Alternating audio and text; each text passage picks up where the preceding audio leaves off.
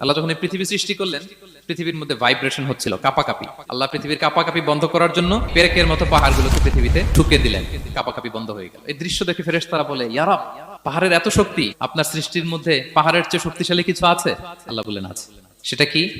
আল্লাহ বললেন সেটা লোহা, কারণ লোহা দিয়ে পাহাড় কাটা যায়, ঠিক কিনা? লোহার কথা শুনে ফেরেশতারা অবাক। ফেরেশতারা প্রশ্ন, তাহলে আপনার সৃষ্টির মধ্যে লোহার চেয়ে শক্তিশালী কিছু আছে? আল্লাহ বললেন আছে। কি সেটা? আন্নার, আগুন। কারণ আগুন লোহাকে কি করে? গলিয়ে ফেলে। ফেরেশতারা শুধু অবাকই হচ্ছে। ফেরেশতারা বলে, আগুনের চেয়ে শক্তিশালী কিছু আছে? আল্লাহ বলে আছে, আলমা, পানি। কারণ আগুনে দাউ দাউ করে জ্বলে ওঠা আগুনের মধ্যে পানি দিলে আগুন অস্তিত্ব হারায়।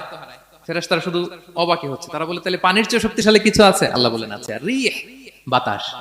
কারণ বাতাস পানিকে একদিক থেকে আরেক দিকে নিয়ে যায়। জলের মধ্যে বায়ুর উচ্ছ্বাস লাগলে জলোচ্ছ্বাস তৈরি হয়, ঠিক কিনা? ফেরেশতারা আবার অবাক হয়ে বলে, তাইলে বাতাসের চেয়ে শক্তিশালী কিছু আছে? আল্লাহ বললেন আছে। সেটা কি? বলতেছে বনি আদম। ওই মানুষ শক্তিশালী যে গোপনে দান করে, এত গোপনে যে ডান হাত কি দান করলো, বা হাত সেটা টের পায় না।